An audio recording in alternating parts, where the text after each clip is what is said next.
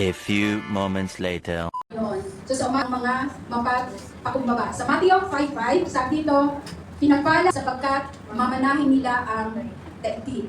So sabi niya dyan, sa English, meek ang tawag. What does it mean to be meek? Ang sabi niyan, maaaring gentle, humble, and submissive.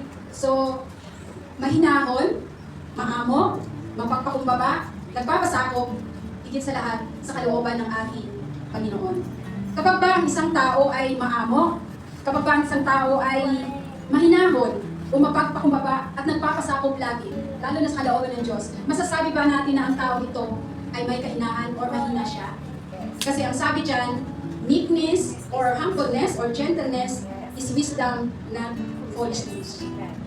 Ang pagiging mapagpakumbaba or pagiging mahinahon or maamo ay isang karunungan na nagmumula sa Diyos at ito ay hindi isang kahangalan. Sabi nga niya sa Proverbs o Kawikaan 15:1-2, Kawikaan 15:1 and 2, ang malumanay na sagot ay nakakapawi ng puot, ngunit nakakagalit ang salitang walang taros. Ang ila ng may unawa ay nagbubunga ng kaalaman, ngunit ang tinig ng mangmang ay bukal ng kahangalan. Amen. Yun ang wisdom na nagmumula sa ating Panginoon. Ayaw ni Lord na makita ang mga anak niya na nakikipag-away. Ayaw ni Lord na makita ang mga anak niya na nakikipag-debate or nakikipag-argue. Ayaw ni Lord na magkakasala ang bawat isa sa atin. Ang nais ni Lord na makita sa mga anak niya ay bawihan at hindi kasamaan. Minsan, ang tao mapipressure talaga sa mga tinig o bulong sa paligid. Minsan sasabihin sa'yo, huwag mong hayaan na apak-apakan ka. Huwag mong hayaan na sunod-sunuran ka lang. Huwag mong hayaan magiging response natin. Hindi na ito magiging ayon sa kalooban ng Diyos. Kaya marami ang napapahamak. Sabi nga, bandang muli na ma-realize na mali. Pero kapag gumawa ka na ng action agad-agad, hindi mo na maibabalik ang lahat. Kapag nakapagsalita ka na ng hindi maganda sa kapwa mo, may babalik mo ba yung sakit na naitulog mo sa kapwa mo? Kapag nakagawa pa tayo ng kasalanan sa mga taong nakapaligid sa atin, ba ibabalik mo pa ba yun? Hindi na. Kaya nga sabi ng Panginoon, humingi tayo ng wisdom lagi sa Panginoon. Dahil sa panahon ng conflict, sa panahon ng mga taong nakakapagbigay ng sakit sa atin, tanging ang wisdom ng Panginoon na nagmumula sa Kanya ang makakapagbigay sa atin ng gabay upang lumakad tayo sa nais ng ating Panginoon. So hindi lamang karunungan ang naibibigay sa atin ng pagiging gentle, humble, or submissive, kundi ang sabi pa niya dyan sa pangalawa, meekness has no jealousy. Kaya nga hindi kahinaan ang pagiging mapagpakumbaba kasi ayaw lang ni Lord na mapuno tayo ang puso natin ng galit at pagkaingit. Kung titingnan natin sa buhay ni Joseph or ni Jose, dahil sa inggit, dahil sa pagkagalit nila kay Jose or si Joseph, ibinenta nila si Jose sa Egypto. Pero at sa kanyang mga kapatid, pinapala si Jose sa Egypto. Naging gobernador siya ng Egypto. At sa lugar naman ng kanyang mga kapatid na kung saan dumaranas sa matinding tagutom at langing ang taga-Egypto lang ang makakapagbigay ng pagkain, nakita natin kung gaano kabuti ang puso ni Joseph. Sa buhay natin, nakaka-encounter tayo ng mga ganitong sitwasyon. Di ko kayo kilala bawat isa. Kilala pala. Maraming tao, kapag puno tayo ang ating mga puso ng inggit, maraming tao ang gumagawa na ng pagkain kahit sa maling paraan. At hindi nito inaayos sa ating Panginoon. Sa Pilipinas, di ba? Ang dami ng nangyayari sa bansa natin na magkamkam lang ng kayamanan pero sa maling paraan. Maraming nakakapatay kahit sarili mong kamag-anak. For the sake of money, for the sake ng inggit, gagawa sila. Nakakapatay ang inggit.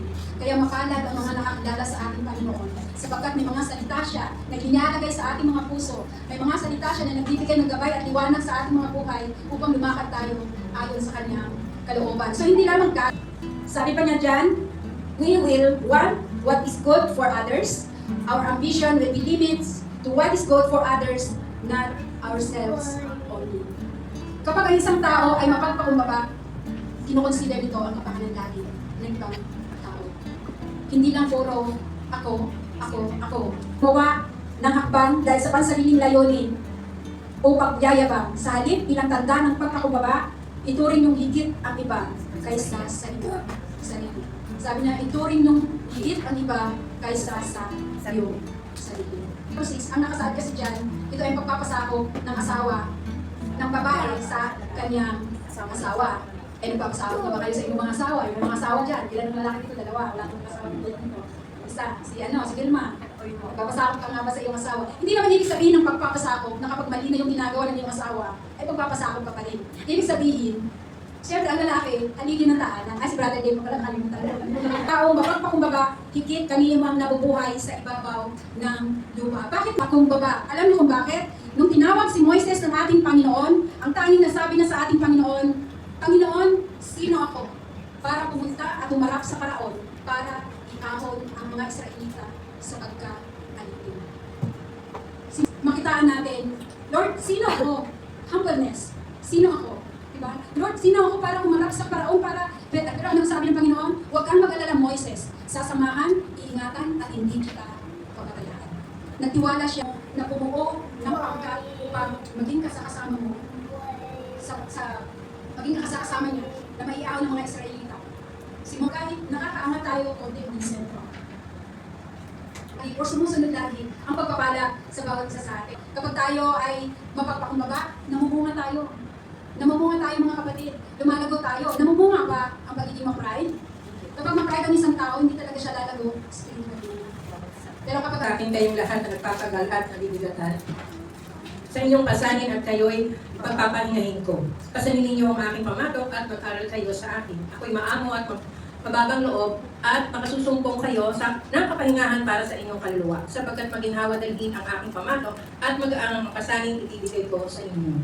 Amen. Sabi ko nga kanina, hindi tayo magtatagumpay sa buhay na ito kung tayo ay hiwalay sa ating Panginoon. Sabi na dyan, the more we learn of Him, the more we become like Him.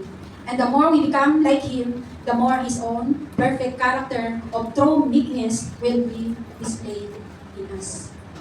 Kapag si Lord ang sentro ng buhay natin ito, kapag ang mga salita niya ay nananahan sa buhay natin ito, nagre-reflect ito sa buhay ng bawat isa sa atin. Yung character na nais na makita ng ating Panginoon, ito rin ang makita. Ang character na makita ng ating Panginoon ay pawang kabutihan kapag puno tayo ng salita ng ating Panginoon. At kapag si Kristo palagi ang nakatuon sa buhay natin. Kaya nga palagi, tinuturuan tayo na tumalo tayo palagi sa gawain ng Panginoon, makinig lagi tayo sa kanyang mga salita, mag-aral tayo lagi sa kanyang mga salita, kasi ito yung ating step para mas lalo pa tayong maging humble or maging gentle sa buhay na ito. Kasi kapag wala ang salita mo,